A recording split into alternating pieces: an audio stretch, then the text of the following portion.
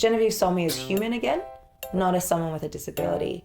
And I think for someone as myself trying to redefine who I was, I had seen my disability as the main thing, and I forgot that I was human. You love what you do, you're here for the students, and it's all about helping to change the narrative in our industry. And what do you think about the celebrity culture that's happening? You know, I often think like Instagram is a really great thing to think about. You know, you can become super famous now on Instagram, be an influencer, and you know, potentially have all of these things that make your life look great. Is that really accurate? Or, you know, is it really helping society and helping our industry? It is also, I guess, another avenue for people to get seen. I think a lot of performance now, they're booking work also based on the number of followers. Sometimes they look out for that. And in terms of commercial work, that's certainly something that I think the clients factor in as well. So, I mean, if it helps to open up more doors, then okay, sure, go for it. In terms of the celebrity culture, though, like, I don't know, I mean, it's the same as, I guess, social media. It's a thing now these days that you open up Facebook or Instagram and you see everyone having these great lives. And apparently it makes you depressed. I think it does. Yeah, I think that's true. Yeah. Yeah, so I guess you just gotta take it with a grain of salt. It's technology at the end of the day, and technology is a tool. So it depends on how you use it and how you view yourself in connection with that technology. So are you very active on social? Personally, I like to keep it pretty private. So not super active. Business-wise, I try to be a little bit more active. Either way, it's not going very well for me anyway. Okay, but why? Why would you say that? Because, well, with the business side of things, you always want to sort of get seen a little bit more. You want to have more followers, you want to have more people, I guess, following your content. And then I guess that's how you also get to the next level, like, in a way, as a content creator. And then personally, I just like to stick to my own little bubble, and which is good. I like that, actually. Don't friend me. But hey, I love you have like a disclaimer on that. I have you as a personal friend. I like that. Yeah. That's true. That's true. Yeah. So your thoughts? I think the celebrity culture has probably gone too far these days. It's also what makes the supply really high, because people, I feel, these days need to be seen. They believe that they need like lots of things to be happy, rather than just remembering what it was like to just be happy with very minimal things. And I think that the celebrity culture is too influential right now. It's giving rise to interesting politics, global leaders. It definitely has a very powerful voice, and I think it can be used for a lot of good, but we're also seeing it used in not so great ways. And so I'm very hesitant, I guess, with being too public about my life. You know, like we chatted before, it's pretty much me, my dog, and maybe my partner at a park. There's not much that I want to promote, but it's also a very intense time for a lot of people who want to be quote unquote famous or a celebrity or try and push something. Using those mediums, as you were saying, you know, is part of the process, and maybe that thing to get you to the next level. But I also think it's the thing that's making us so disconnected from each other. Do you think this is a wave that can be changed or stopped? Or do you think we should let it keep going but figure out ways of how to deal with it? That's a good question. I think it's going to be really hard to stop. The train's gone. Yeah. And like I said, it can be used for amazing things. If we think about the climate strikes that are happening, you know, young children getting involved and being politically active and vocal, that's all happening because of social media. And I think that is a really positive thing, because they can get the facts, they can start to educate themselves, educate each other, and feel connected to a community that's more broader and globally. And it also means that people, you know, who might have been going through something don't see themselves in isolation anymore, because it's a wider network. So I don't think you can stop it. And I think in that stuff, it's really, really powerful and really, really good. What I worry about is our idealization of capitalism and wanting things and celebrity lifestyle. And I don't know if that side of things will ever go away either, because I don't know. They kind of just happen together, right? It does feel like a double-edged sword. Yeah. Yeah, that's a great, yes. I don't know. I don't have kids, so that's really hard for me to say.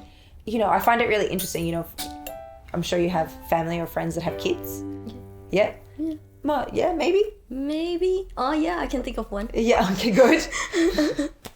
At least we have one. But, you know, that kid's probably on social media well before it even knows what it is. So probably its birth was announced. Its, like, first birthday was announced. It doing something silly was announced.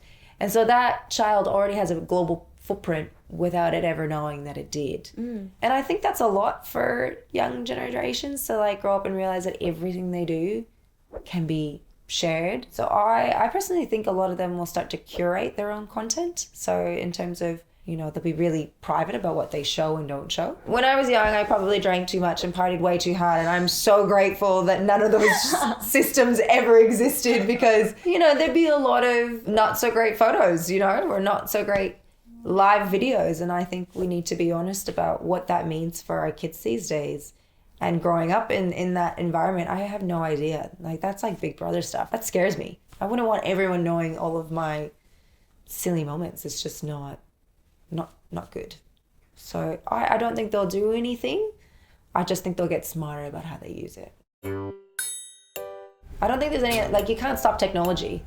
Like, I can't be like, my kid's never going to see an iPad till they're like 4. That's just never going to happen. Or they probably won't use a computer until they're like in grade 10. Whatever, what generation am I living in? Like, it's everywhere. It's all around them. And they're made so that it's easy for them to use and intuitive. So, yeah, I think it's just about them being a bit smarter, which every generation generally is.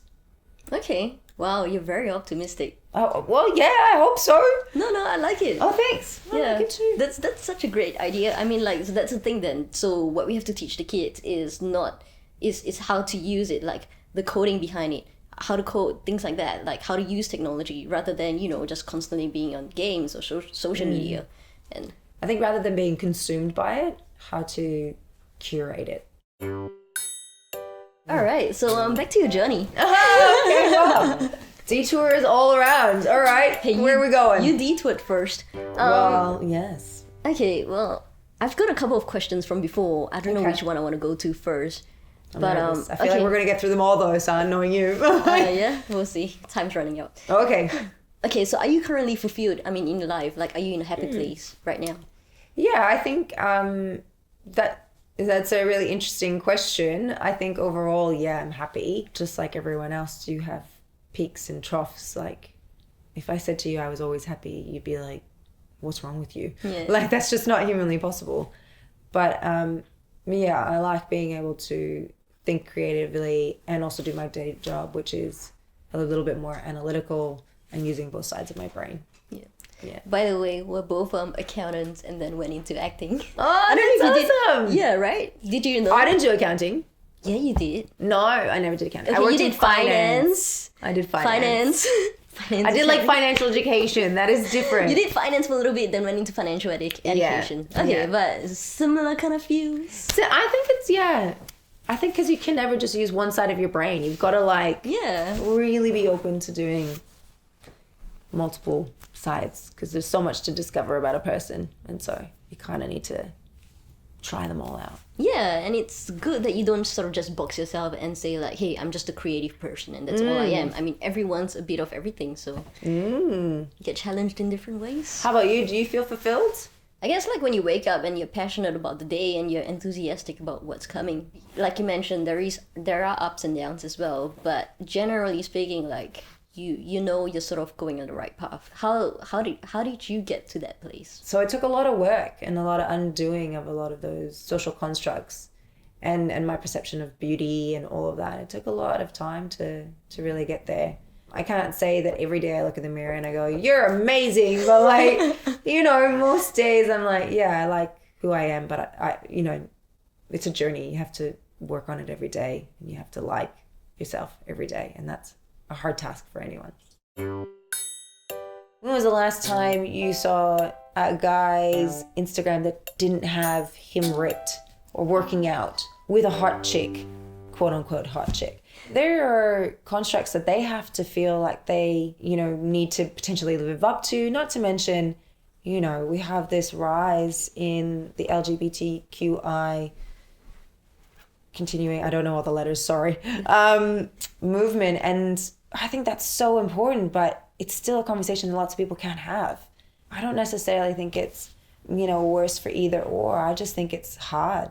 It's easier to fall into a stereotype and suggest someone is some way rather than actually ever finding out who they are. The color of your skin doesn't define who you are. Your sexual preference doesn't. Where you were born. We have our lifestyles. It's luck that we got born into the families we got born into. It's all luck. The only thing that connects us is the fact that we're human. And every time we forget that, we forget we're connected. That is part of the problem, is that not all disabilities are visible disabilities. I think it's more important to understand that not all disabilities are visible. Not all disabilities are you're in a wheelchair or you have an aid to assist you. And I also think that it's important to remember that everyone has a story. I would say that on my journey, I learned so much from people that I had no idea were going through anything. And I was more surprised by that. Look out for that, everybody. Look out for that. No, I mean, it's good. I mean, we just had Are You Okay Day, so yeah. It's good to, I guess, keep in mind that the people around you, the people that you're closest to, who might be struggling or something, but might not show that. Just gotta be sensitive about it and ask sometimes. I think sometimes ask, but also sometimes you just never know someone's story. And I think that's why I come back to the point of that we're all just human. There shouldn't be a defining quality that matters. We're all human.